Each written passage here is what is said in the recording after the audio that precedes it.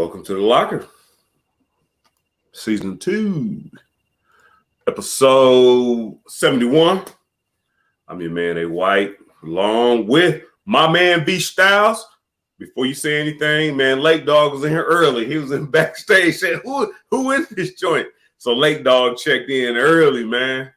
And Louis was second, chimed in, and Carter Hall right there on the beat because we came in a minute or two late. He was cordial and waited for us to come on before he started commenting. But what's going on? Man, I'm good.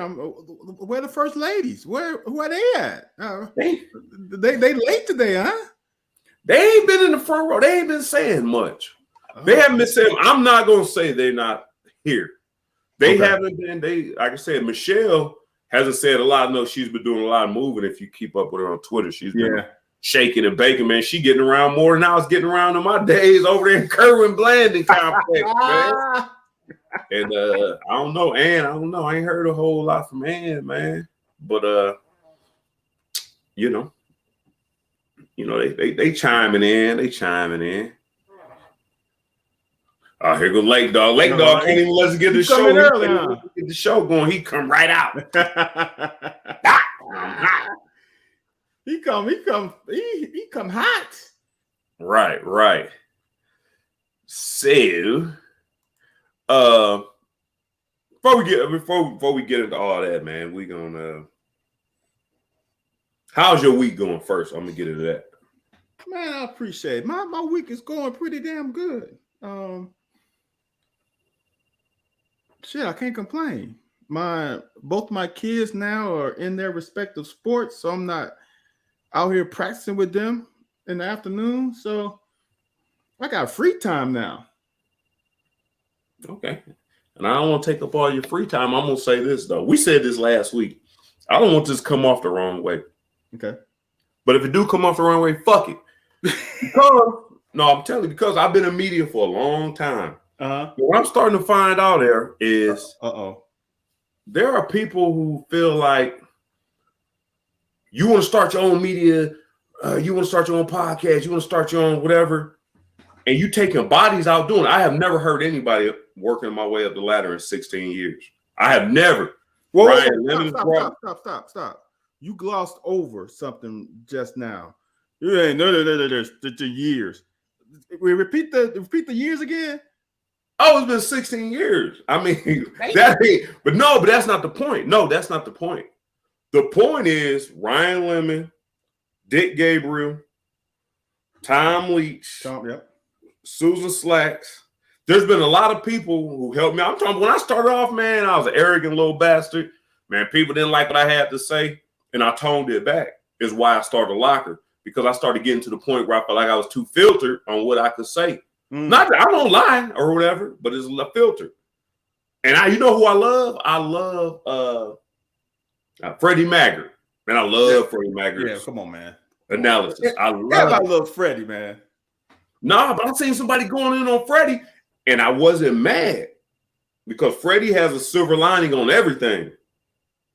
It can't be a silver lining on everything. I heard you talk. Hey, you sitting over there looking like you trying to hear what I got to say. I done heard you talk about the defensive backfield this year. I heard you talk about them. Mm-hmm.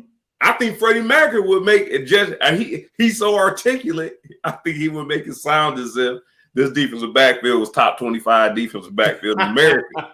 Just because he's articulate. It's not that he's not meaning anything, and this is not a slight toward Freddie. But I was just saying. So I say all this to say, I think there's people trying to make it podcast, trying to make it in the media industry in general. I'm gonna say a name that you and I talked about, and then we're gonna get to business. I just had to get this off my chest. Michelle Gosselot. Every time I've seen her, she's been nothing but positive, supportive. She's informative, and we can go back and forth, and we can agree to disagree. Mm-hmm. And so I didn't say her in there because all the other people I named got their own, situations. They all are on there,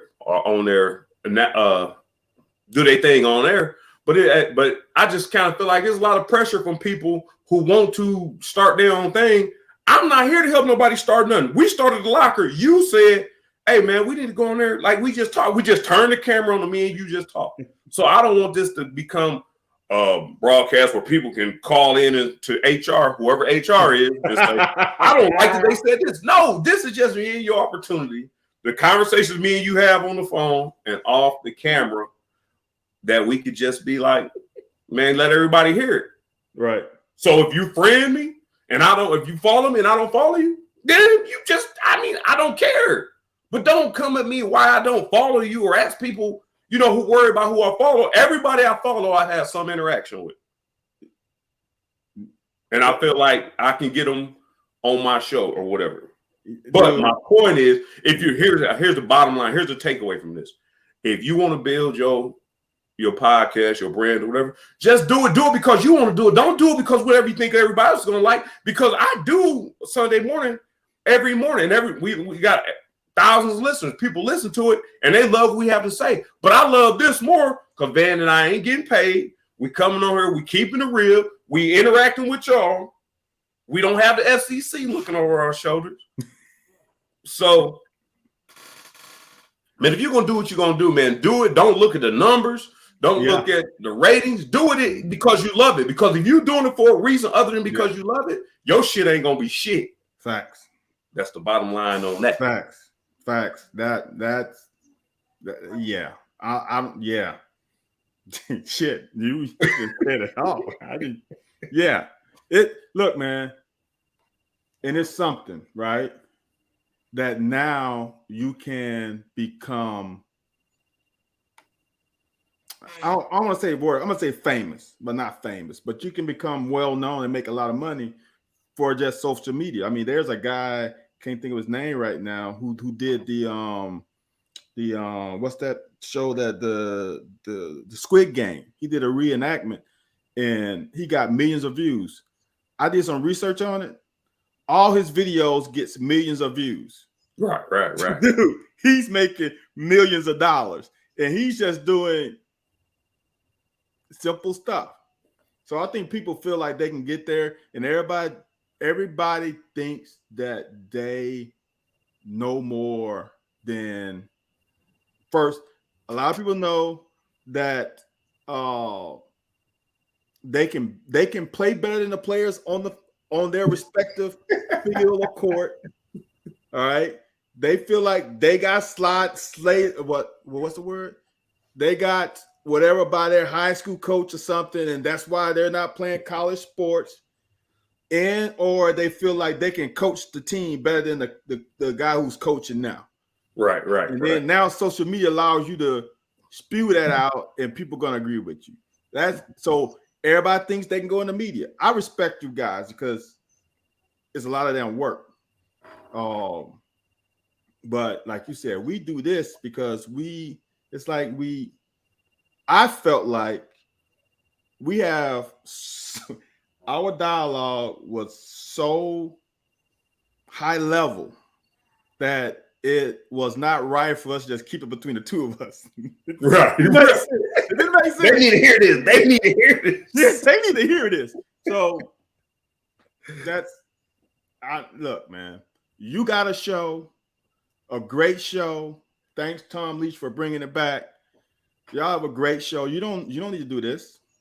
And I got a great job, and I don't need to do this either. So we're doing this because we love talking UK shit. That's basically what it is. See, with that, I don't know. A lot more. All the comments coming in were positive, so hopefully I didn't take this off the rails as a positive or negative. I don't look like anybody took it as negative. It's just, man, my feathers get ruffled sometimes when people try to tell me how to interact with them on this social media stuff. Like I don't know. That's why I just got off social media.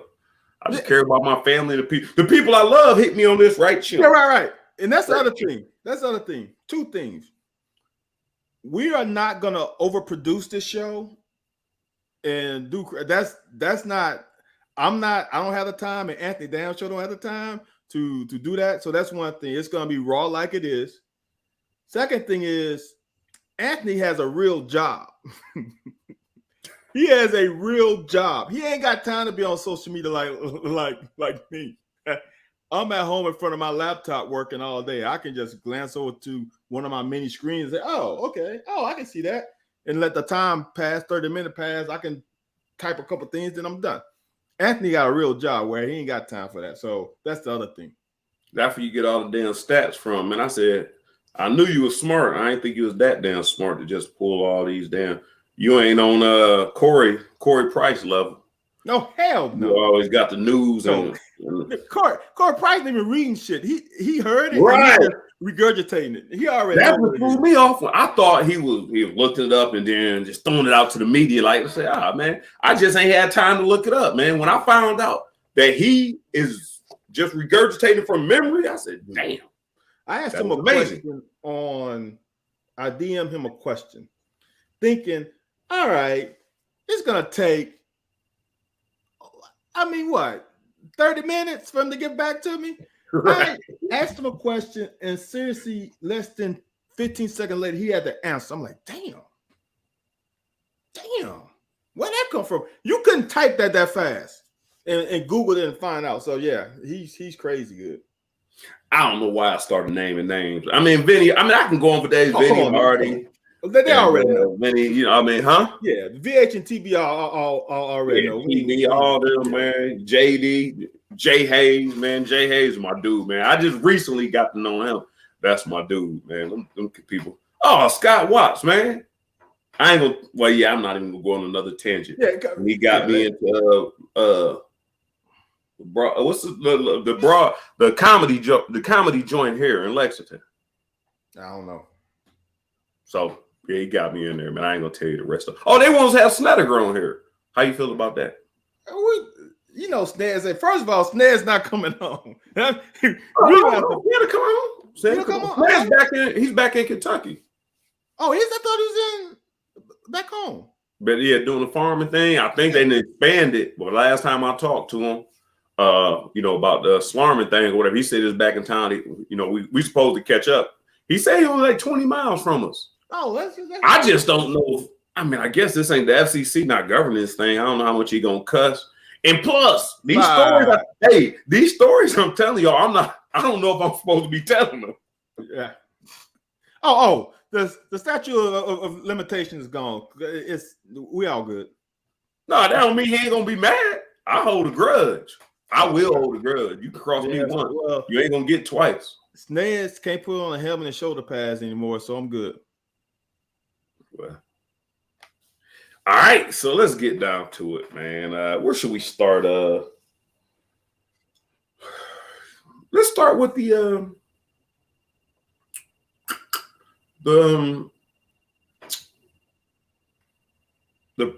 awards. The awards. Okay. Yeah. That's what you chime in on. I ain't gonna. No. I'm gonna start with this. So Jimbo Fisher, man. So was I wrong, or did I just have something mixed up? Because LSU wanted Jimbo Fisher, and did they fire Coach O so they could get Jimbo Fisher? No. I've said this so many times.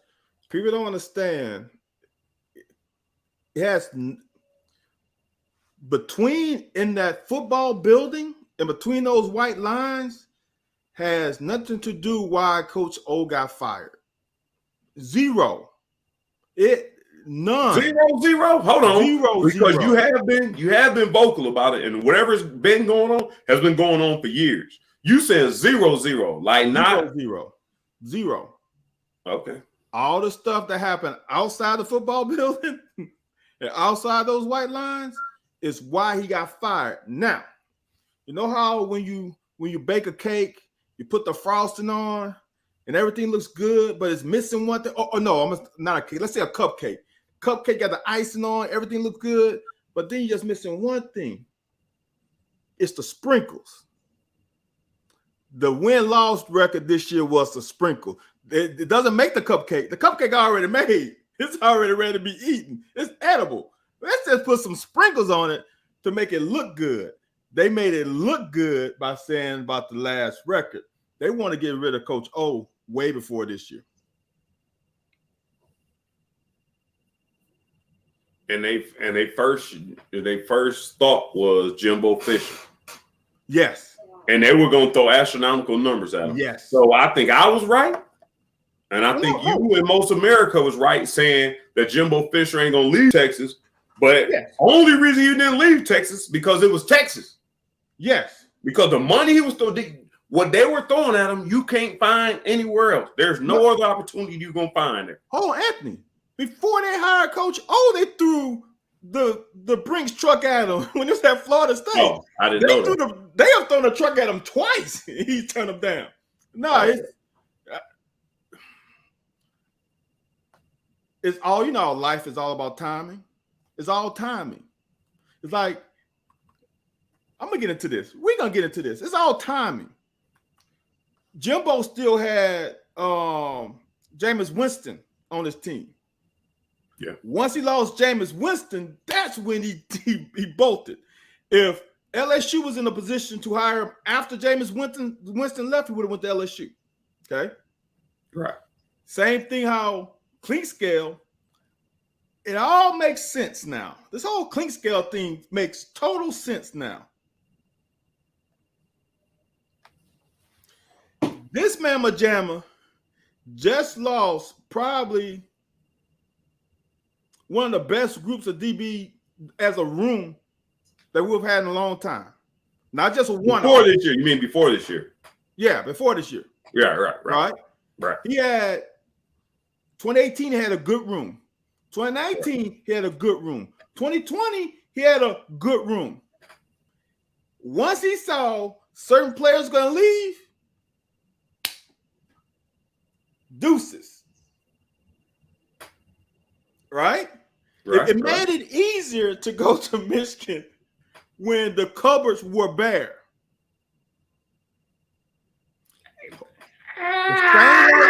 The same way. Are the cupboards bare the way they played this year? Because the cupboards been bare? Dude.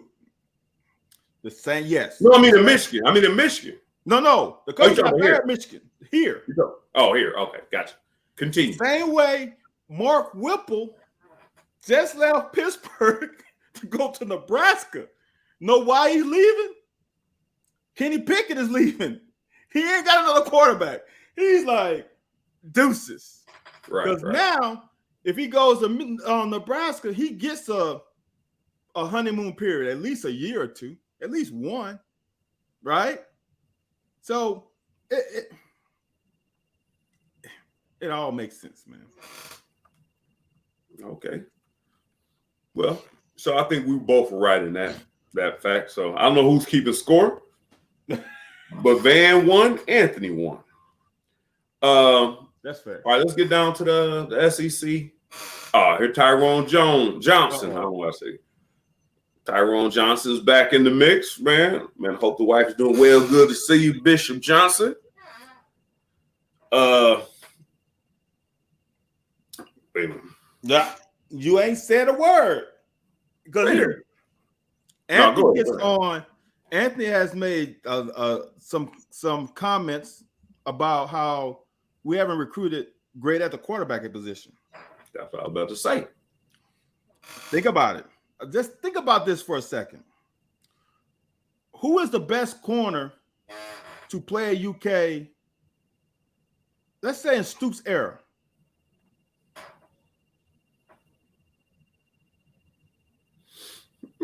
Man, possibly Boss Man. I mean, small sample size. Boss Man's number one. Who's number two in your eyes?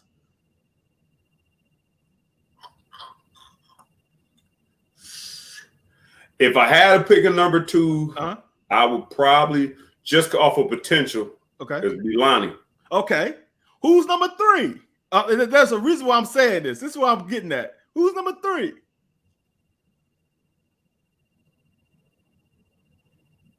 I guess. I mean, looking at it, I guess it may have to be Eccles. I mean, I can't really think back. I can't go back too much further than the past 4 years. Okay, Anthony. So your top three guys were not recruited by Kentucky out of high school.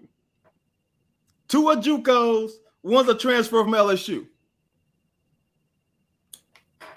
Think about that for a second. Good point. That is a hell of a point. Valuable point. It makes and you have to him and Hall for number 3. Right. So, I think who said it? Tyrone said it. Aha! All this stuff. How West Street. Hold on. I'm gonna get at West Street. All this stuff we have said about Clinkscale and his recruiting, right? He has brought in some big time players here, but he ain't brought in a big time corner at all.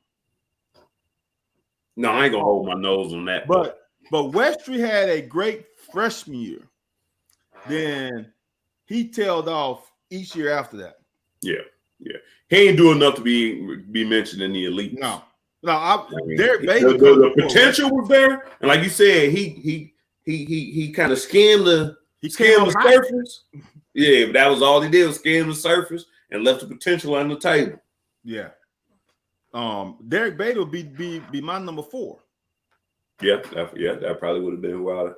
And then you'll probably go Beatty. Then you'll probably go West Street.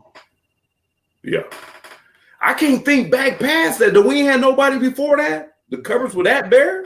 Who? No, somebody did say J.D. Harmon. I think J.D. Harmon was nice early off. J.D. Harmon. Other than that, a corner? Wasn't Harmon a safety? Huh? Wasn't J.D. Harmon a safety? I thought I remembered him at corner. Is that the one who went to the Cleveland Browns on as a free agent? I'm checking. I for some reason think he was real physical. He reacted to the ball a lot. I thought he was a corner at some point. Well, they say DB corner. Yeah, I thought he was. He was a corner. I think he went to Cleveland as a corner. He's okay. Whoever said J.D. Harmon, I don't remember seeing him play, but some reason I thought he played safety. His numbers look good. Yeah, but you said you thought he played safety. You didn't know he played corner. And you see what Carter Hall just said? That's what should let you know he ain't played safety. Is Carter Hall saying that about J.D. Harmon? Yeah, that's why. Yeah. I think that's what kept him out. No, he react to the ball. I'm talking about he get to the ball. He swivels. His hips was nice. He did all. He had a lot of intangibles. He was 6'2", 200. Was he? I didn't know he was that damn big. I don't remember him. I see him. I don't remember him at all. See, so that's that. Oh, he said Westry was a poor tackler. Oh yeah, Westry was a poor. Oh, Westry was poor at a couple things. Yeah, Westry lost his teeth after his freshman year. He went gummy after that because he was a baller as a freshman, dude. I'm like, this kid's gonna be special. Then he lost his K9s. I think they brought all those JUCOs and hungry. Dude, man, I interviewed dude I just said. Who I say number 2 was? Lonnie. I interviewed Lonnie, dude, and mind you, I done put on my grown-up 30. Actually, I put on a grown-up 50 pounds. So I'm standing next to him, 6'2", 230, 225, 230. Man, this joker big, taller than this joker had to be 6'3". He was 230. Yeah, 225. Him talking about in athletic. Him and Beatty were big ass corners. Beatty wasn't as thick as he was though. Yeah, he wasn't thin though. Yeah, no, I'm saying if Lonnie wasn't so athletic, he could have played linebacker. Like he was athletic enough to still play corner. He was that big, but could still play corner. I think Beatty was just slim enough where he couldn't have been a linebacker. Okay, that's what I'm saying. Yeah, all right. Yeah, I will go by that. I agree. Mike Edwards probably is the best DB, but he was talking about corners. Why? Yeah, I'm talking about. When you start getting the safety, boys, there's a lot of names to be thrown around. Oh yeah, we've had some safeties. We've had some safeties. So we on the SEC awards list, and So was there a huge difference between the coaches poll and the AP selections? Yeah, it was some differences. Anything that upset you, I guess I should say. Anything that bothered you, or should we just discuss it in general? You discuss, because here's my opinion on all SEC. If you make all SEC, someone did this to me, and I was like, When I was in high school, the local paper has a thing called the Super Dozen, and they label the best dozen players in the state. Right. So I wasn't on the Super Dozen, but I was on the second dozen. And this dude came and said, "Dude, do you know I'm not on no dozen? Can you one of the top 24 players in the state, and you bitching? I ain't even on no list." hey, how can you be bitching about being, dude? You in the newspaper. You don't see my name on there. I'm like, damn, that's true. So to make it all SEC, because I don't like to say first and second team. That's all SEC. Right. You got damn John Mechie is damn second team all SEC. He's a top-notch receiver. He's second team. So I don't really bitch about, as long as the guys that should be on the team that are on it, I'm cool with it. The only guy that bothers me and he shouldn't be on it because of his injuries is Bully. But everybody else, I'm not gonna bitch about C-Rod being on second team and he's a second leading rusher. He's still in the top fucking 4 of the damn running backs in the conference. I can bitch. I was tied for first in interceptions my senior year in the conference, and I was second team. It is what it is. I'm gonna leave this here. These thoughts are Van and Van House all alone. Because I disagree with you. Okay. Ain't no damn way if you just say all SEC. No, like I understand there's politics in it, is why the AP poll has the people who just look at it objectively, like, hey, this team did this, as opposed to the coaches who ain't giving Kentucky no respect. Although they beat all y'all, you still don't want to give them no damn respect. You know the one, and I got it up on the screen right now. I keep going back and forth on my screens, like Cobb said, like Jeremy Cobb said, dude, hell of a big ups to Luke Fortner. Dude, how many tackles are there in the game? Tackles, offensive tackles. 2. How many guards? 2. How many receivers? Shit, depends on what team. Right, multiple. 3. Let's go 3. Let's go. Let me just cut to the chase. How many centers in the game? 1. And you are the best in the conference. That's why when you saying it don't matter. Now, at the other positions, you got a little bit, but Luke Fortner being first team, bravo, my man, bravo. I take that. Now, you said C-Rod and Isaiah Spiller from Texas A&M was second team. Let me go back to my screen so I can see your face. So you said C-Rod being second team. Should C-Rod, and now I might take the Van stance. Well, damn it, I was all SEC.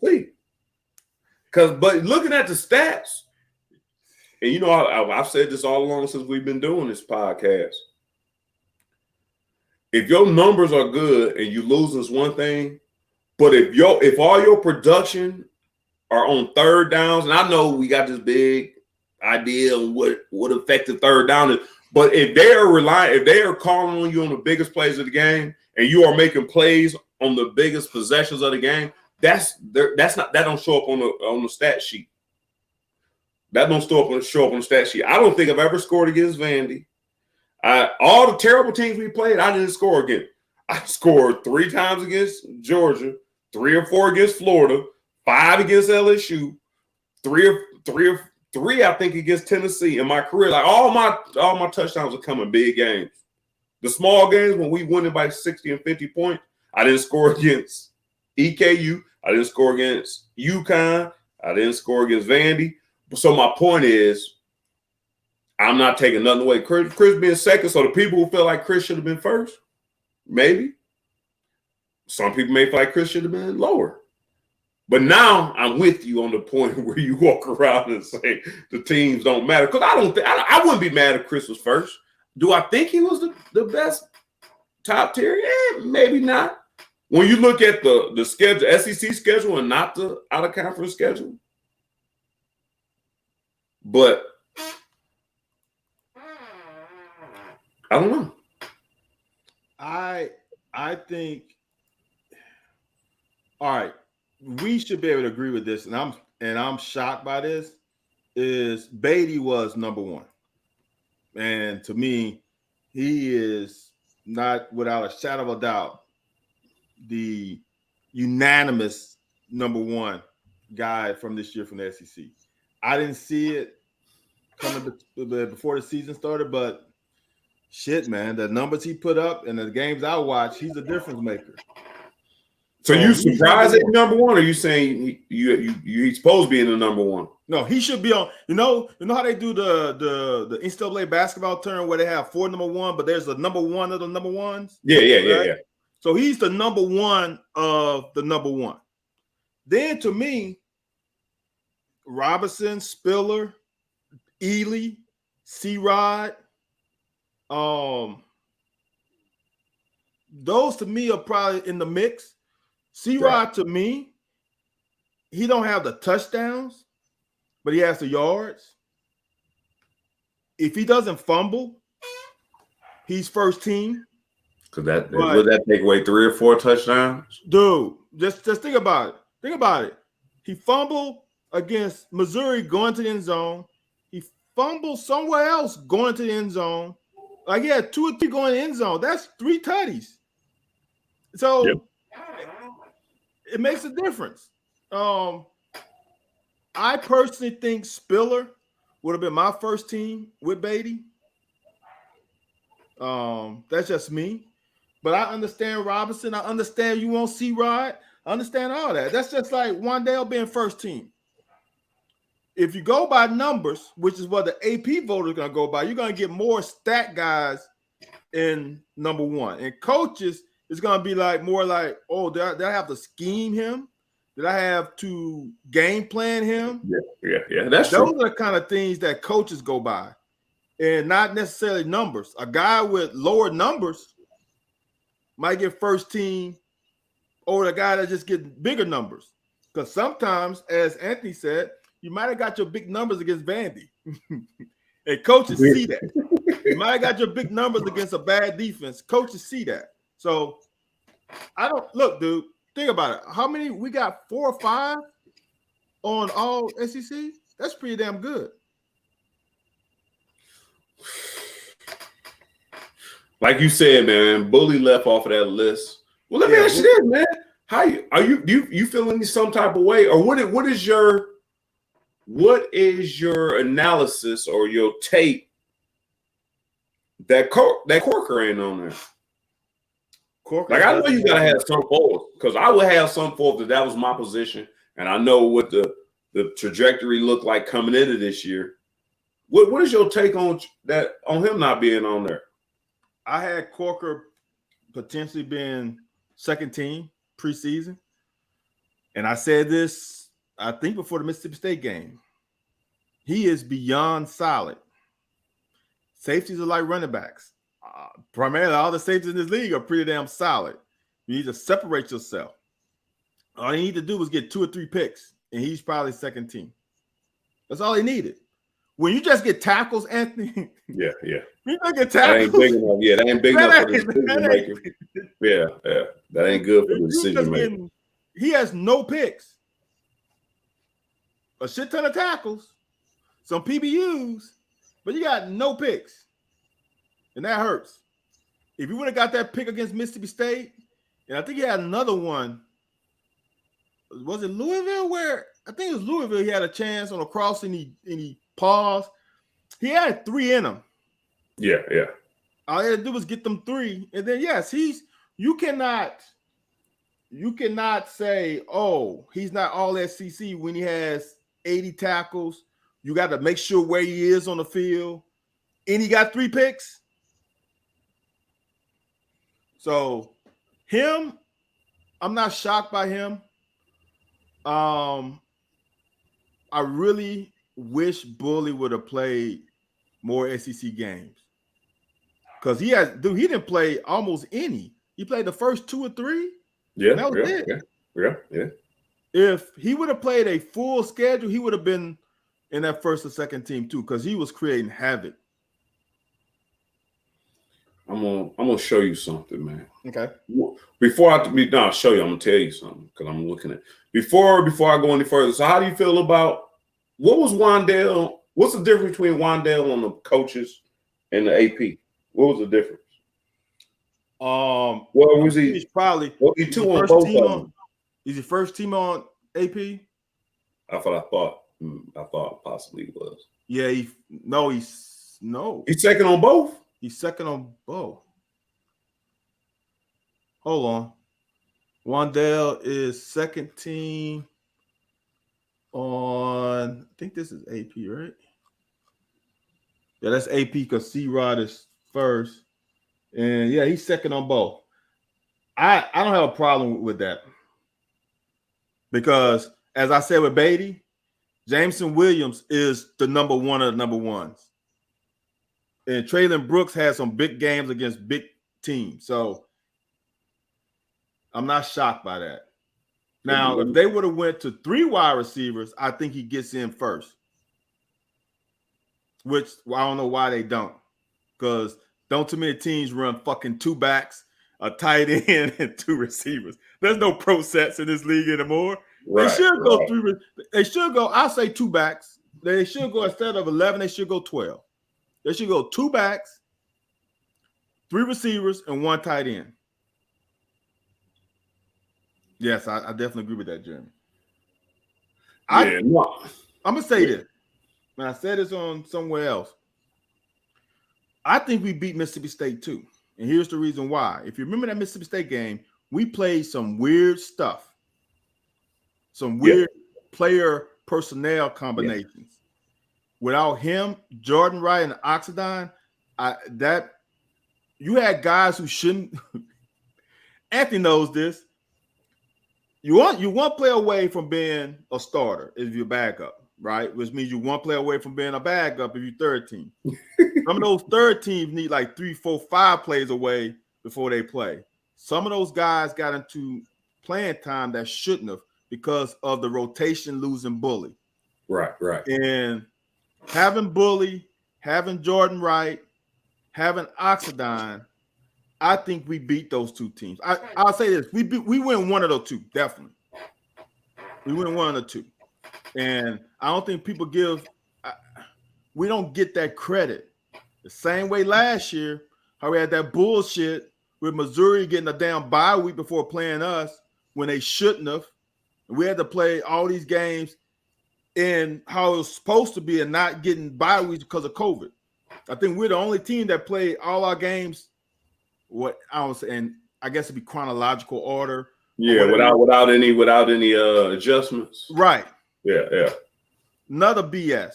Now injuries happen, but losing Ox and Bully at the same time hurt that defense. Then losing Jordan Wright. Now you got 3 of or even though Jordan Wright doesn't have his hand in the ground, he's running the 4 though. And I think that hurt us definitely against Mississippi State. And people say, well, the bye week hurt us. No, not having them guys hurt us. I mean, when you got to play Bembry and you had to play Wallace at an outside linebacker, which is not his spot. You had to put Katie McDaniels in there early. It's just losing Bully screws up everything because it just messes the whole rotation up. And I thought I was went shopping with Coach Stu last weekend. And we was talking about the season. And like I said, we said the same thing. I say, if you keep one, Bully or we might split the 2. If we got both of them, I think we win both of them. Here's the thing you just said about them defenses.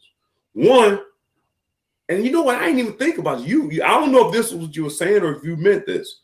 The whole season we are playing, and I'm like, man, the DBs ain't getting no, like you said, we both didn't feel like they were aggressive enough. They weren't reacting to the ball. And, the quarterback's motion, they weren't reacting to that. They sitting back waiting. The ball is in the air before they react. maybe, and I explained this to somebody at work, that if a bully is pushing a damn center into a lap, so you're talking about 6'4" people coming in, you don't know a bully gonna go one way or the other, but if it's just coming towards you, you feel that pressure. Like you can't bring your follow through ain't gonna be the same because you don't want to hit it on their hand or these shoulder pads. Where if you're not getting that same push from having a dominant player up front, now the DB is expecting 1,000, 2, 1,000, 3, 1,000. You're expecting something to happen.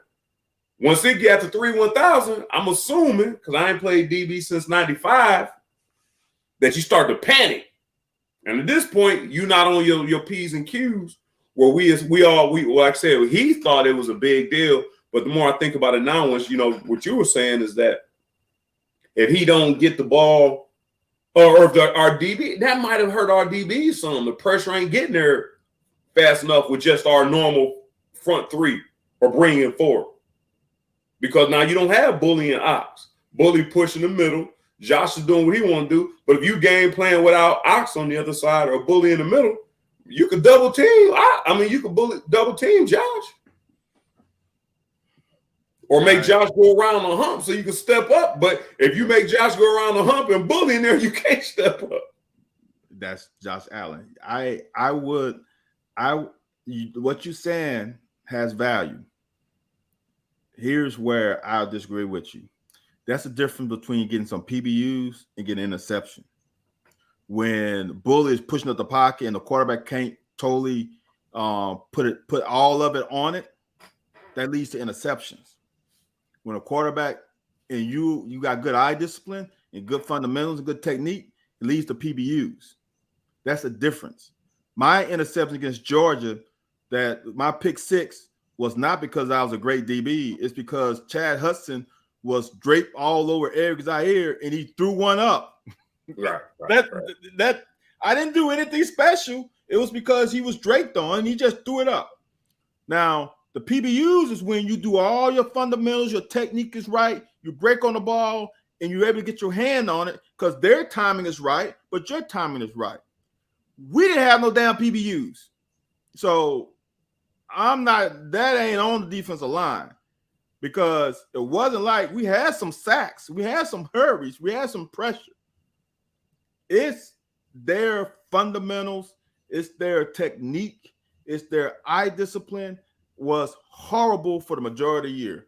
Quadre showed some signs. That's why Quadre had more PBUs than anybody else.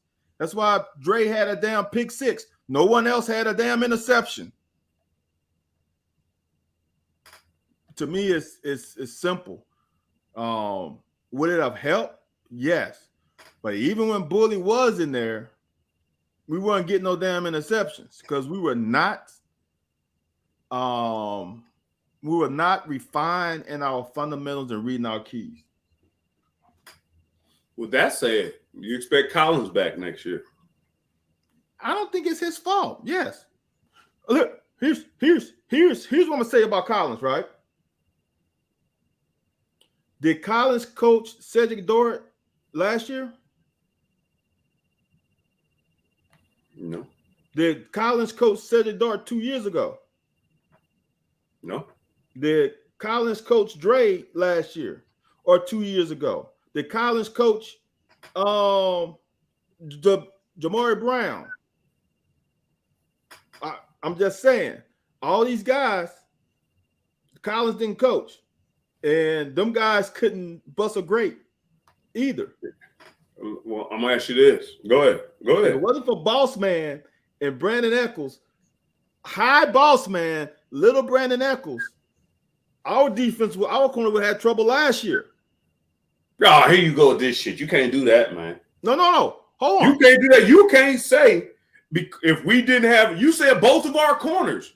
If we didn't have this corner or that corner, so what we supposed to do? Play with no corner? No. You can't just take them. It's just like saying back in the 90s, we didn't have Tim Coach. No. Well, that was the reason we ran what we ran because we had Tim Coach. No, what I'm saying is if we had a bully situation with Boss Man last year, what if Boss Man goes down with an injury week 3? We're in trouble. Yeah. Then Brandon Echols go down, he's Ox, and Brandon Echols goes down with an injury week 5. We in deep doo-doo. That's what I'm saying. It didn't, but I understand what you're saying. That That's didn't all I'm happen. saying. My point is this. Throughout the season, you can be bad. You got to get better. So, yeah, he didn't coach them last year, but show me some change. Show me that they're going to do something different. Show me something's going to change throughout the season. Well, show me some aggressive. I don't care if you get beat on a double move. I don't care if you break on the ball and get there late and you get scored on. okay. But I'm Okay. just not a big fan of it. What if I ain't too sure he comes back. He probably will. all right? Okay. I can't see getting rid of him that quick, but if you're not coming up with game plan, put it like this: am I absolutely? Do you think it's absolutely outlandish for me to say in our off-season meeting, "Hey, coach, what do you got? You know, we've struggled this year. What do we got? What do we got on deck for life?" If your plan it's stupid being a DB coach. If your plan don't meet my expectation or don't have a ring to it, hey, coach, man, you know what? I really appreciate everything you've done. I'm just saying. I understand we don't want to give him short leave. I'm not sure if he or your boy is going to return. When did Coach Collins get hired? Oh my God! Here we go with this shit. No. Coach Collins got hired a couple weeks after Wolford. Wolford got okay. I'm not. When did Coach Collins get hired? Couple weeks after Wolford, I just said. Was it after spring or was it before spring?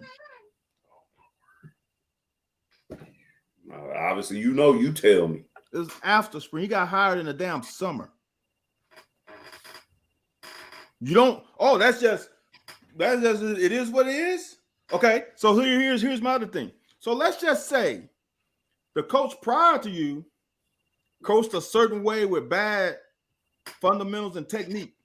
Now you ain't got all spring them practices to try to get them changed. You ain't got all summer, then off camp. Here's another thing. I'm gonna go here. I'm gonna leave names out. What if you, Anthony White, went to University of Cincinnati to coach running back, and then they just lost their two best running backs, and the running backs they got ain't very good. Okay. You're gonna look pretty bad because you can't coach talent. No, one thing I am going to do, the one thing I am going to go in there, if they're not good, I'm telling you, I've done this before, not at that level, let my backs know. If I was a coach, Chris Rodriguez, not so much Chris Rodriguez, but I would tell them I want 3 to 5 yards per play. Don't look for no home run. And me and you talked about this before. When a back sees a little crease, but they see daylight outside, this is the SEC, that daylight is fool's gold. So, but if you know in your mind that all coaches want me to get 3 to 5, I can get 3 if I go through there. We're gonna do that. We're gonna get 3 and 5, because if you bounce it, you might get 20. You know what's gonna happen if you bounce it on 3rd and 3? Loss tackle for loss. Now you're 4th and 8. So I'm just saying it's little stuff like that mindset, and you say it all the time. And if you're a DB coach and you giving in that group, you're gonna say, hey, look, when you playing against Air Raid, I've talked to my man, A. White. Hey, I want you to play soft. I want you to play a soft cover 2. I want you to play soft enough for you to be comfortable. But as soon as you see that joker's elbow raised, I want you squatting. Once that hand come off of it, I want you driving. I don't care if it. I know receivers coaches wasn't doing that back in our day, but a DB coach tell you, hey, if it go wrong, it's on me. I'm gonna eat that. But do what I tell you to do. Because the first, you know as well as I do, the first time you pick it, now the quarterback's skittish. But I'm saying it's just little. It's not that you change their whole development. It's that you change their mindset, their mindset and concept of what they going out on the field to do. That's the only thing I was looking to happen. Okay, I'm gonna say this. I was coached by a damn good DB coach. damn good. He taught me so much. All right. Right. All the little things that came out of his mouth, I took as the gospel. Some players didn't. I still regurgitate 1/3 the distance of the pass. You should be able to break 1/3 the distance of the pass. Always. All right. Some guys didn't. Just like I'm going to reiterate this one. We practiced this play versus Florida, I don't know how many damn times. When Fred Taylor motions out, we're not bumping. We don't want a corner on damn Fred Taylor. We want the corner on Jock Green because they run this repeatedly. Right. We practiced this, I don't know how many times. And you get in the game, and guess what happened? DB says, bump. He's on Fred Taylor, and what's to it is on Jock Green. Right. No matter how much you coach, the players, when they get between those white lines, some guys don't like when those lights come on. They think, dude, I had a basketball team. I had an amazing press break. It wasn't mine. I didn't create it. I stole it, and I loved it. And I had some tweaks to it, right? We run it to perfection in practice. We bring a team for my buddy. He comes in, we scrimmage against each other. We run it to perfection. He's like, damn, dude, give me that. Right. We going to a real game. These jokes. It's like we ain't never practiced it. It's like when the lights come on, some guys just don't have it. So when Dre's getting PBUs, right, and nobody else getting them, do you think Dre is the only one being coached and the other two not? When you get to this level, it's also on the player. We can't do like the YMCA where the coach stands be behind the play. He can tell, hey, watch out for this. Hey, what? You can't do that no more. This is big boy ball, and it's on you. So I can't say he's done anything wrong because them same players couldn't start in front of Brandon Echols and Bossman Fat. They had to come back another year to potentially get a starting spot. Here's the one thing I tell people outside of here that listen to the show, and I think it's a fault of the show. I think it's a built-in fault of the show. We were both cerebral football players. Like, we are detailed players. We pay everybody, and this is one thing that pisses me off about you. When you explain stuff, when you do your breakdowns, you are so detailed as a player that they're supposed to do this one. Everybody's not the same. Like, everybody can't shoot like Steph. Everybody don't have a court vision like LeBron. Everybody don't have the ball handling skills of Kyrie. So when we breaking this down, yeah, I believe I'm like you. Yeah, I know this. So this is what's about to happen next. I don't care about what's going on around me. But I don't know if you noticed or not, but there's not a lot of athletes around like that. I mean, there's a lot at the next level, but college, high school ain't very many. College, it's 50-50. That's a difference. I'm sure there's a lot more people athletic than you. There are a lot more people athletic than me in the NFL. Our brains is what got us there. The fact that we know what to do in every situation and could slow the game down in our head and understand what to do was a reason. Now, if we had the athletic ability of the people to try the Dre Bly's and the Marshall Faulks and those, is different. So when we break it down to people, we kind of sound like this, and everybody, oh, you know what, Van, but everybody can't do it. So I think it's a fault of the show when we break it down and we say this is what's supposed to happen. Like I say, if I see a little crease, you look at it and be like, well, there's more outside.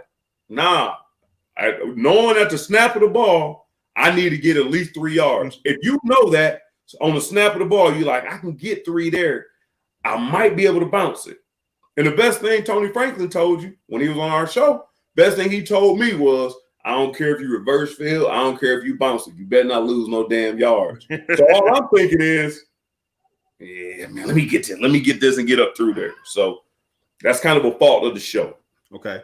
That we both cerebral athletes. I agree with you to a point. So for me, the cerebral part comes for me is, okay, is 2nd and 8. On 2nd and 8, balls on the other hash, the slot is on this hash mark and other guys on the top of the numbers, they like to run curl flat because they want to give the slot receiver some more room to run the flat. They want to create stress on the linebacker. That's the cerebral part. Totally get that. They in the boundary and the guys on the top of the numbers, he might run an out route. Those are the things that is cerebral. The non-cerebral thing is when a quarterback hand come off the damn ball, you break. that ain't got nothing to do with cerebral. That's just football 101. That is the part that, come on, man. You should break when in zone coverage. You should break when the ball comes up, when the front hand comes off the ball. That's what I harp on. I harp on that a lot. Then I add on, well, he's on the top of the numbers, and if they run a smash route. Those are the added features. But anybody can break on the ball, and if you got any type of Cedric Dart has so much ability. He's faster than I am. He's a little more smoother than I am. Hips are better. He ain't got the most important things to play a football player, though. And his chest up. That's it. Because his legs are amazing. His hips are amazing. It's chest up. Yeah. That I don't get how you cannot break on a ball. How many times DBs in damn middle school do the old drill? The DB coach goes this, then he goes this, and you break up. He goes back, right? And you break up. How many people do that? That's the standard drill. Why can't we do this? That's all I'm asking. But we do that. Same if you can't pick up blitzes. That's what we're going to do all day. And that's what Coach Franklin told you when we was on the show. I told these guys, as long as y'all pick up blitzes, we won't have to do it every day. I don't think the solution is if you can't pick up blitzes to beat you up every day, we got to find another solution. Right. We got to find another route. And honestly, this is the thing. People don't understand this either. I'll throw this out. I like Valentine. And people have to understand playing the boundary corner is a bitch in the way they play offenses now. Because when I played boundary corner, you didn't have to worry about pass. They was running to your ass. you were basically another linebacker. You was playing boundary corner, using another linebacker, okay? In today's game, they are passing to your ass because it's the shortest pass. Yeah. Pass to the other side is a long-ass pass. They're trying to get it to you. So you're going to get picked on. Corners are going to get beat, dude. It's name of the business. You're going to get caught on and you're going to get beat. No problem with that. My thing is the simple thing is you should have some PBUs. You should be breaking the ball better than what you are. That's all my only gripe was. My gripe with Dort is let's get into the run support and let's break on the ball. I'm not asking too much. You got a damn scholarship. Let's do that at least. I ain't gonna argue with you. I'm gonna say this before we move on to the next thing. Jeremy Cobb and Carter Hall both said it was not nitpicking or anything. They said if Collins was not doing what he's supposed to be doing, wouldn't Stoops step in and correct him, or wouldn't he, or why wouldn't he just take over? I'm gonna say this much. I do believe if that was happening and Stoops don't believe that he was picking up who he was putting down, and he was adhering, that's why DJ Elliott's ass got out of here. Like, if you're not picking up, if I can't translate what I'm trying to get on the field to you, and you're not picking it up, then, it may not be the thing. But like you said, there was a short amount of time. I do know this. There's an anomaly last year because of COVID, and so the 4-6 was a little different. But before that, we win 9 games. The year before that, 10 games. 10-8. Okay, 10-8. Okay, 10-8. 10-8, 6. 10-8, 4. Huh? 10-8 and 4. No, last year 8 and 4. Last year was 4, wasn't it? No, we won more than 4 games. It's 4-6. No. Oh, 4-6. Nah.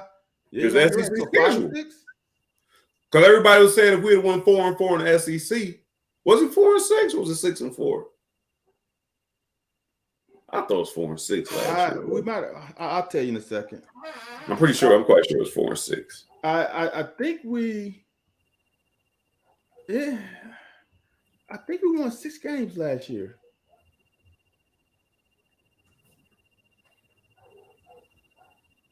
I thought we won 6, but okay, it was definitely 10-8, and now we're at 9. So that's for sure. We can't keep leaving. 5. You're right. We won 5 last year. I think Larry Voss said something about it. Yeah, the bowl game it was 5 and 6, but we can't keep leaving. We can't keep leaving them games on the table. Like I said, we could have won 11 games this year, 10 or 11 games. So we can't keep letting this stuff go. Like basically, like you said, when the quarterback room, the covers were bare, and none of them were getting no coaching. The same way I beat up the quarterback coach for not preparing on weekly. Okay, you might give Collins a mulligan or whatever, but if Stoops is giving them direct information, giving directives and things that he's not following or he's not adhering to them, I'm not saying that's the case. He might come back next year and be perfect. I just don't know if we got time to be waiting to develop people if it's that big of a disconnect. No, those guys weren't that good, but we need to have those dudes doing 1 or 2 things at the defensive back. Not 1 or 2 things, but if it ain't working, I need you jumping every damn route. I need to see you being aggressive, jumping the route and making the tackle, or sitting back being soft and making the tackle. What you can't do is sit back soft and miss the tackle. You can't do both. I'd rather you shoot your gift and that be the case. But, letting them catch it and miss it is two different things. I'm going to say this. So that was just that. So I don't know if Collins will be back or Bo Knight will be back. Maybe they will. We'll see. And Lake Dog asked about Summerall, which we're going to get to. But I had this up on the screen I was going to tell you earlier. When you were talking about Wan'Dale Robinson, whether you like him being second team or not, and you thought it was cool him being second team. Let me tell you something and see if you still hold that. I'm not saying yay or nay. Okay. Louisiana Monroe, he had 5 for 125. Missouri, he had 5 for 101. Chattanooga, he had 8 for 111. South Carolina, he had 7 for 65. Florida, 4 for 65. LSU, 8 for 60. Georgia, 12 for 39. Mississippi State, 9 for 79. Tennessee, 13 for 166. Vandy, 6 for 75. New Mexico State, 8 for 181. And Louisville, 9 for 97. So 3 out of conference games, he had won something. He had 100 yards in 2 SEC games. All right. And I'm not saying it's bad or nothing. I'm just saying. I'm gonna hit you with this. Traylon Brooks had 7 for 129 in Missouri. Against Alabama, he had 8 for 179. LSU had 4 for 16.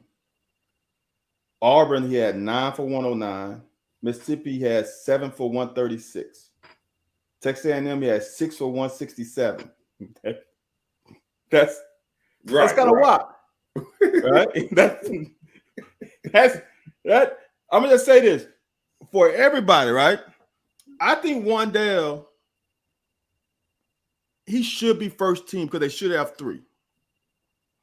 But when you have a guy who has 8 for 179 against Bama, right? It just he could have had nothing the rest of the year, but 8 for 179 against Bama, right?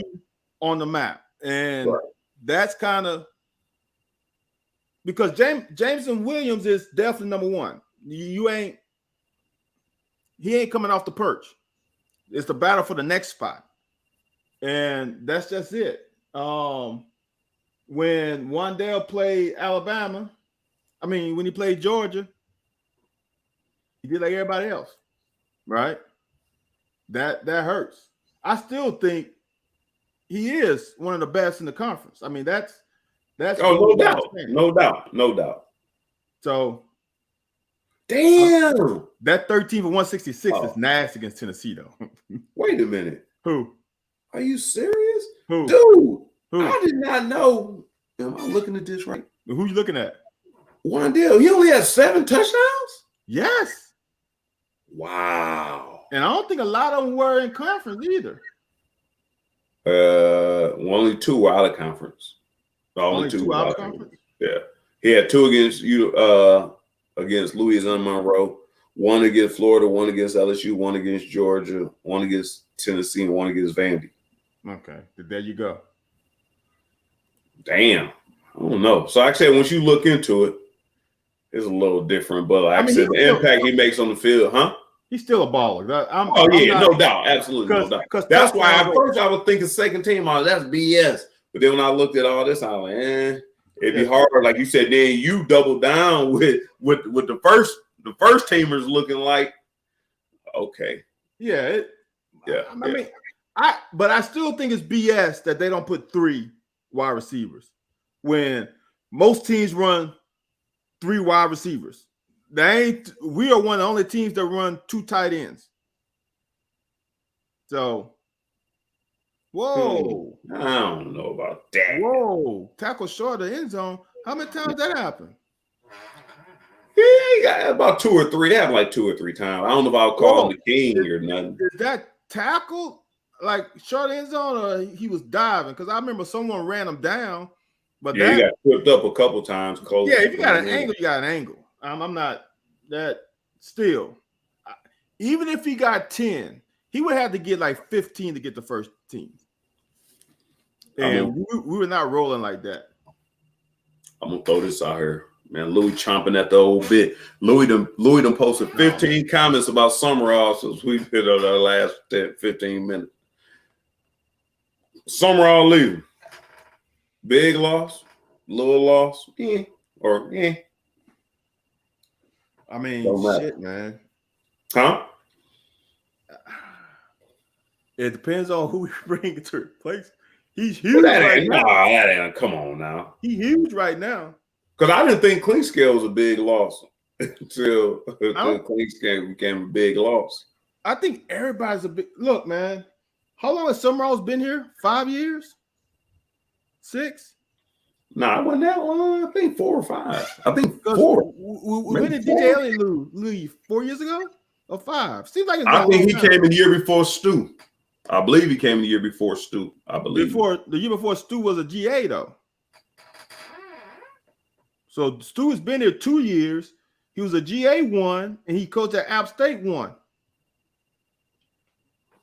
They might have came in the same year then. Maybe. Okay. The part that hurts big time is he's an Alabama boy. See, this is what people don't understand. I want to throw this out there. People don't understand that to go to the South and recruit, you can't recruit Big Dog can't recruit in the South. From what I hear, the way he recruits. He came in 19, 20, 21. Okay. Damn, it seems like a longer than that. Yeah. Okay, but Big Dog can't go to Alabama, Georgia, and LSU and Louisiana and recruit like he recruits in Louisville and Ohio. That ain't gonna float. That bravado don't do well in the South. I'm just being real with you. People don't understand. Most kids from the South come from rural towns. The majority of the South is rural. So you got to come down. You got to meet them at their slow level. So we really like what you're doing, Mama. Can you get me some sweet tea? It's a different style of recruiting here, and there's certain things you have to do here that is different from other regions. And reason why he did so well recruiting down south is because he's an Alabama boy. He knows that authenticity spews out of him because that's where he's from. And that's how he gets these kids from the South. I'm an island boy. Right. He he talks to them a certain way. He knows how to reach them. He knows how to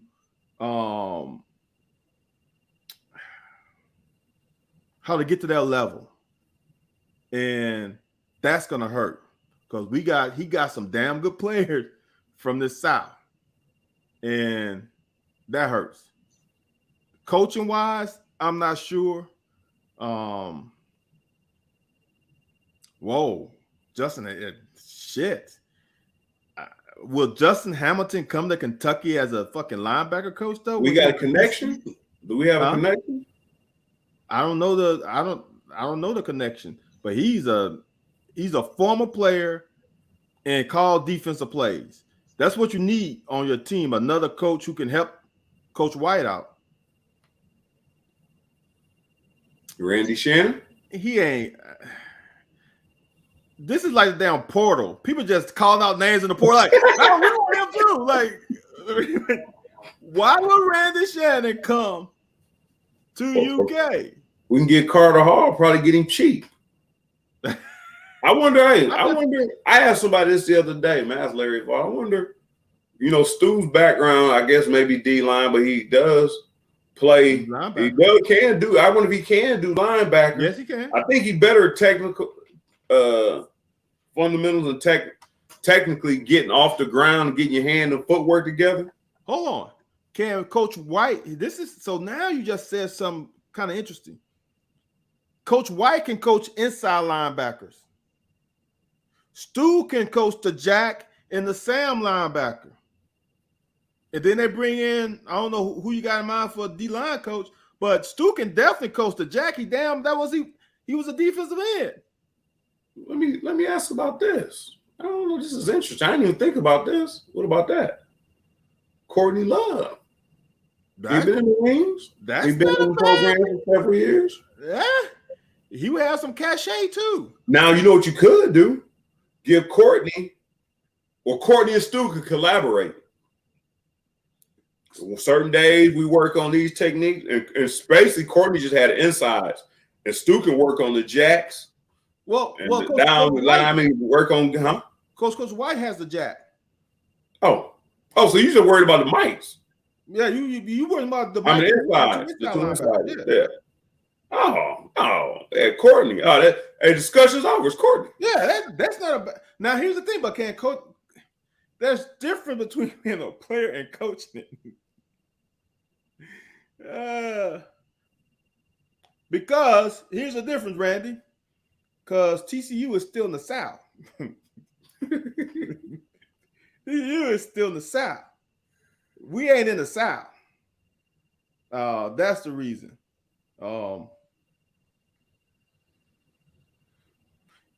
Yeah. Hold on. Where's Courtney Love from? He's from the South too, isn't he? Nah, he from where they from? He from Youngstown. Ohio. Okay. He from Youngstown. Okay. Okay. Look, man, there is no better recruiter than a guy who been there. They got to be able to speak patois. What's that? They got to be able to speak patois. That's Florida, man. But that's South. He is.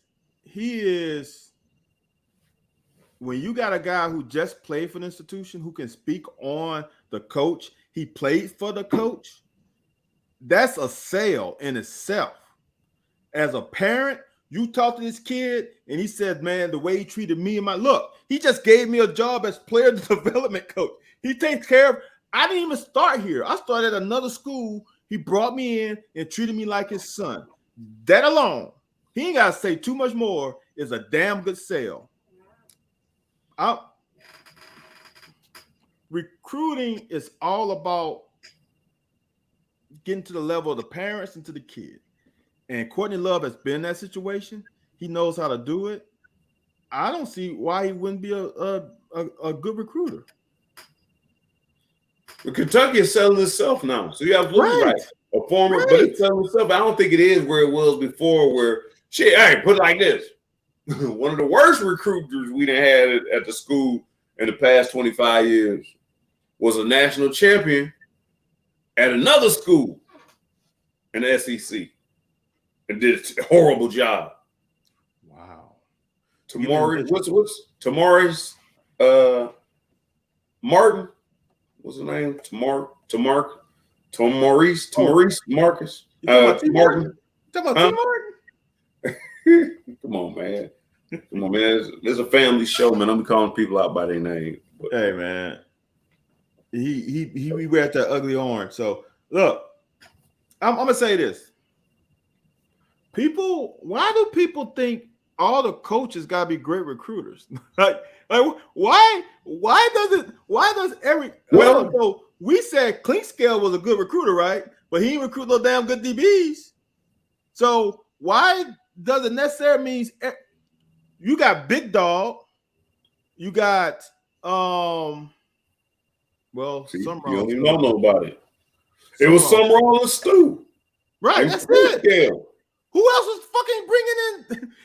Think about it. I'm saying Summerall was right underneath. Summerall was right underneath Big Dog. Right underneath Big Dog. So that's the one thing they saying. When you lose them, yeah, you're right. It don't have to be a coach, don't have to be a great recruiter. But when we are losing a good coach and a good recruiter, that's what I'm saying. Everybody take up that slack. No, it's gonna be tough, but we need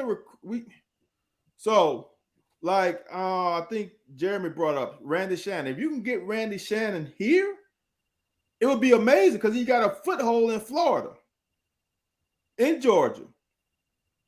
I don't think he's coming, but if you can get him, that's a great recruiter. He's proven his recruiting. Just don't pay Bob a shit ton of money and just let Bob come. Man, pay Bob about 8. Bob, look. But you with your family, you in between Ohio, you halfway between Ohio and Florida, or wherever you want to be at, Oklahoma. But man, just pay Bob a shit ton of money. You don't want that grind, man. It's like he don't have to. If you bring Bob, you let Bob do what the hell he want to do. I'm talking about the grind of preparing and all that stuff. No, you bring Bob in, tell him to recruit. Go out there. I got have your GA. You tell your GA what drills you want them to go through. Or you just make in-game decisions. I got you. I mean, I don't know, man. People may get jealous, but you can't get jealous when you get a legend in that bitch. Yeah. I wouldn't be mad at Hamilton though. And he is on the market. I don't know if he can't get another DC job though. But if he wants to come to Kentucky, I will take him in a heartbeat. And White probably on his way out the door. If he telling White on his way out the door, shit, White might. Well, this season ain't over yet. White might be done, going up out of here after the end of the NFL season. You said White? Who? Brad White. Oh. So I'm saying if you bring him in, let him know for 1 year we're gonna make you associate or co. Yeah. You could entice it. Plus, the Stoops and ask for more money. So, you got to hand some of that money out, Stoops. Stoops, you can't run around with all the money in your pockets. Carter brought somebody. Carter's got me really thinking. If we can get Justin Hamilton here, I would chip in $10.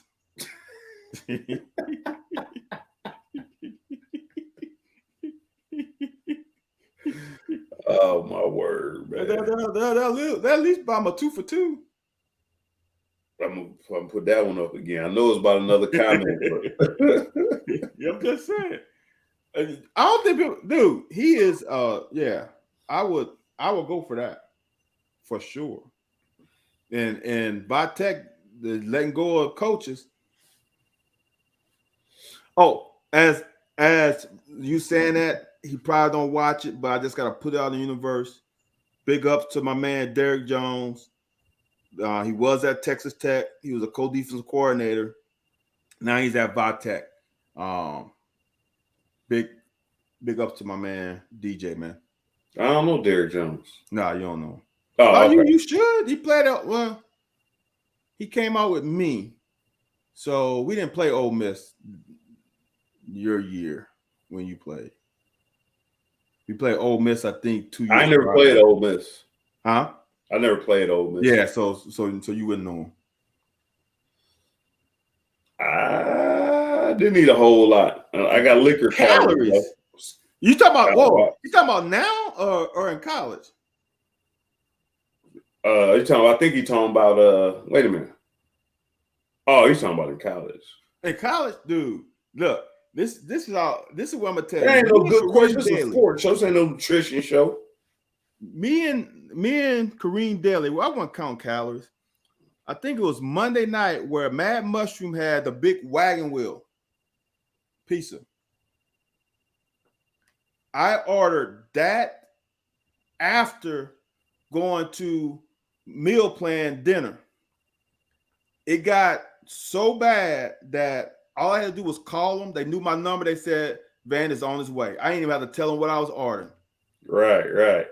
So the calories of a wagon wheel pizza plus the meal plan, dude, that was at least 2+ right there. Yeah, so my calories wasn't big. I don't know.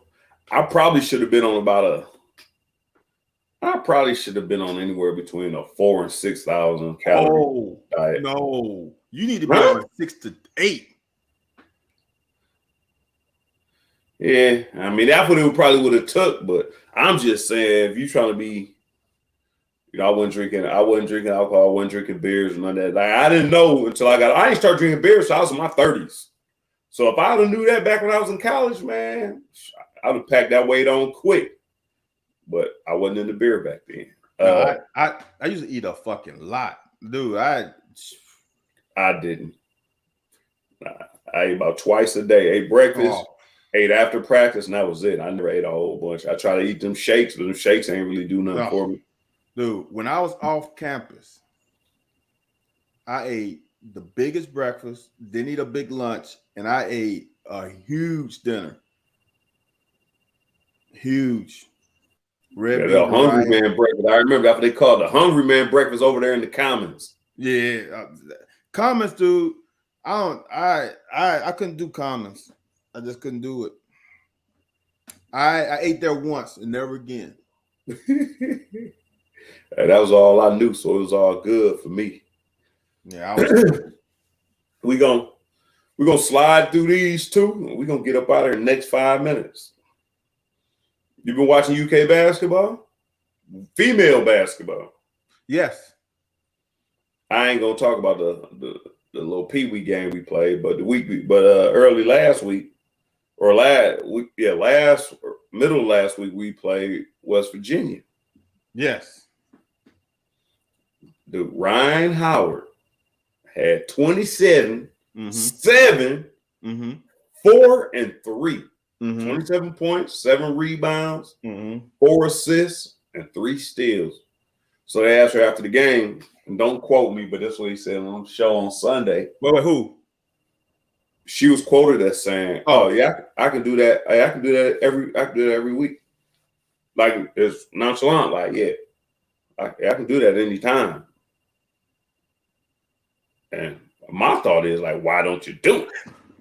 But it was just, two things. Is one of the numbers was good stuff. But it ain't no surprise coming from her. But secondly, it was for her to make a comment like, yeah, I can do that. I can do that whenever I want to. Like I wake up and do that. That's just kind of, I don't know. Is that her style? I don't keep up with her like you do. That's the shit that we talked about last year that bothers me about her. I'm gonna say this, since I'm critical about stuff. We need to somehow increase the intensity of that team. There's Jada Walker, a damn true freshman, is the only one of me that comes and plays with her hair on fire every possession. Right. You don't think Massengill give that? No. Everybody, to me, I agree with you. Everybody, for lack of a better word, I'm going to the extreme with using this word. Everybody is too cool for school right now. Right. Everybody, and then they will flash. Why don't you flash from the get-go? Then you can settle your ass down in the third quarter when you up 30. Right. Come out with guns a-blazing, and then, oh, okay, now I'm too cool because I got a reason to be cool. That's my problem. Is the you know what? That's what it is. The optics are bad. Because Ryan is, I'm going to say it. Ryan is KD. KD walks into the gym. Oh, yeah. That's 20 points. Yeah. On any bad night, great night, he ain't getting at least 20. Ryan should be, honestly, she should be in the 28s. She should be every day. I'm going to 25, 28, because she can do it. But like I'm trying to teach my daughters, like, you got to feel the game. Do you want to get everybody involved early, then take over? Do you want to take over now and get everybody involved? In my opinion, let me take over now. It makes everybody's job easier when you're up 10 and giving them open looks than when it's 2-2, 10-10, 15-15. Now they're, it's that tight. And now the shot that they should be making, they ain't making. Go ahead. Get your team up by 6-8. And then let's start getting everybody involved. That's just my opinion. All right. Well, I guess we're going to go lightning round. Carter Hall wants to know who's going to win Mr. Football in Kentucky. Carter, I'm going to say this. Because I think the front runners all lost in the tournament. I don't know how much weight they put on that. Dane Key had a hell of a game, although they lost. Xavier Brown, who's Gatorade Player of the Year, they lost. I'm not really well versed at Boyle County. I know the receiver, number 6 for Boyle County, is a dude. Quarterback's a dude. Beachwoods, quarterback Cam Herget. You remember Greg Herget when we was in school, played quarterback? He was like a backup quarterback, but Greg Herget. So I was watching the game. That's his son. I think that dude had like 180 yards in the first half at quarterback rushing. Damn. So I think he was a candidate for Mr. Kentucky. I wouldn't be mad if they gave it to Dane Key, and maybe that's why they gave Gatorade to Xavier, but it'll probably be Dane Key. He fought like hell in the game against Warren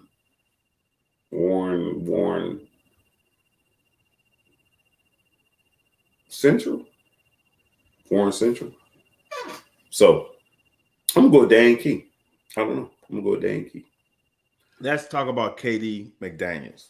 Yeah, that's what I was about to go to next. Okay. Late dog want to keep throwing that out there. I'm shocked because I thought at the end of the year, and I said it on my breakdowns, that he's flashing. I was actually looking forward to him coming back next year.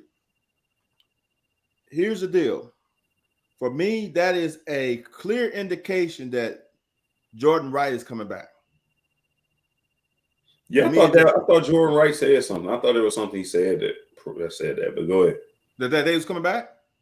Yeah, I thought there was some indication he gave, maybe on Twitter or something he said in an interview about the bowl game. Something about the bowl game, like after the bowl game, something. It sounded. I mean, he made some.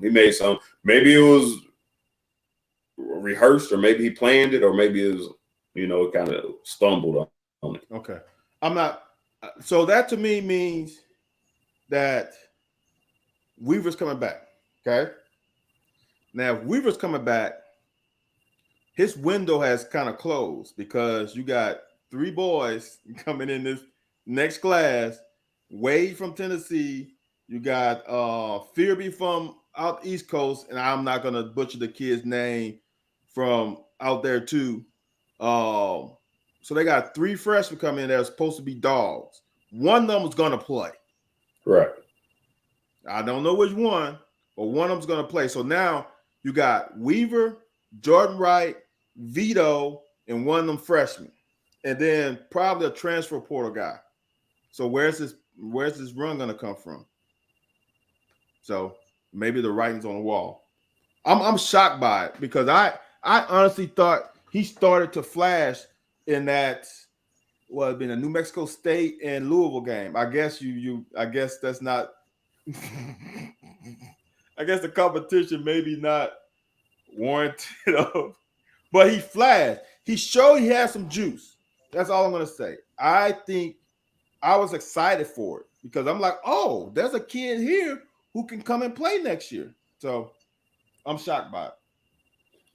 I don't know why the hell you shocked, because that's one thing I can't stand about you. You always want to act like when you don't see Donut, you don't see Drennan and them out there playing. Oh, well, he obviously ain't doing something in practice. And as you put it, bag up, as if it's a grocery store, it's back up. You like to call them bag ups. Like, here, what do you? So if he was a bag up all this time, like you said, what writings there to see on the wall? Like, I wouldn't be surprised if Drennan entered the damn portal. Because what I see in the running back room, they moved him. Who you said? What'd you say? No, what name you said? Michael Drennan. Oh, yeah. I don't see where he's going to play at. Because they obviously didn't think he was a receiver. And the running back room was kind of full. And you're the one who said, well, we haven't seen Drennan, so he must be in the doghouse. He's not performing in practice. So, with that being said, I don't understand how you're going to act like KD being a backup and you say, well, I wonder if we will go with Summerall. That is interesting. That wouldn't be bad to have some SEC talent down there. So Jerry Cobb decided to show back up. He's back briefly. We wanted to ask, what do you think about them wanting to do away with the December early signing period again now? Our program. I don't think that's going to happen because there's too many kids coming in for that spring that they're trying to get in that spring camp. Right. That's semester early. If you don't have an early signing period, you can't do it. I don't see coaches going for that because there's a lot of quarterbacks who need to come in that spring if they got a chance of playing. I don't see it. I don't think it's smart either, especially from an athlete standpoint. Is let me get this shit off my plate so I ain't got to worry about this for another couple months. Right. Let's get this thing over with. Yeah. So here we go. There we go with that. And that is that. We're not going to cover any UK basketball because nothing has really transpired. They played against Sean Woods. Sean Woods didn't get in anybody's face. He didn't jerk anybody up this time in Rupp Arena. Sean Woods getting it done. They did play us pretty tight. No, Sean Woods getting it done. No, I'm just saying that because the kid's scared. Man, you see him jack that kid up, man, when he played at Moorhead or where the Murray, wherever it is. Murray, I think.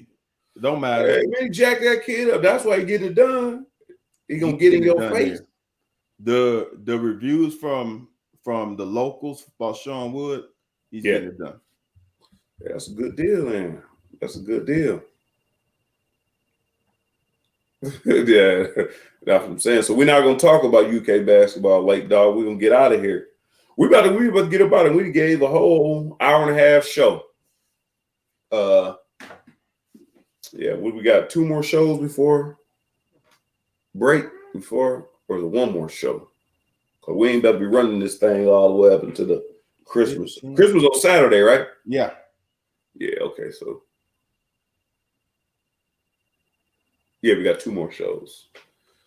Depending, we may cancel one of Christmas week. Would that be like the 20th or something? 22nd. It's 22nd, yeah. So we'll see. But, man, as usual, man, we appreciate everybody for showing up. I'm going to apologize to anybody from the beginning. I started off rough, man. My feathers got ruffled. And I know I spent a long while going off on something that some people don't understand. Some people may understand perfectly well what the hell I'm saying. But we appreciate the listeners. I don't want to send anybody. I heard no ill will. You can always inbox us on social media, Van at VStyle17. me, A-D-O-T White, A.White, or the Locker 411 with suggestions. And I will respond throughout the week if I have a tweet that we're added at on the Locker or myself. But and plus it'll help us gear up for the next show because we know what y'all want to hear. So continue to go over to YouTube. We see Jeremy Cobb and finally made him on YouTube page. He's over there getting all the good questions in. Lake Dog, our Facebook people, Carter Hall, stay for the long haul. So everybody's kind of migrated over to YouTube a little bit. We still got you can access us still through Facebook where you can comment through the show. The only place you can only watch and not comment is Twitter. Cool. So if you can go over to YouTube, like, subscribe, share, and let your friends know, come check us out and give us a little more input, man. Let us know things you want to hear about. If something goes on throughout the week, add us on Twitter so we can already have a conversation rolling and we can go back on Wednesday and kind of revisit some of the stuff that's happened throughout the week. Man, just keep us informed, man. Keep us engaged, and we'll keep you all engaged. Van, if you don't have anything else, what'd you say? I know that's facts. Go on over to YouTube like everybody else. Appreciate y'all and subscribe. Get them numbers up. All right. Until next Wednesday, this is Anthony White, Van Hiles, signing off.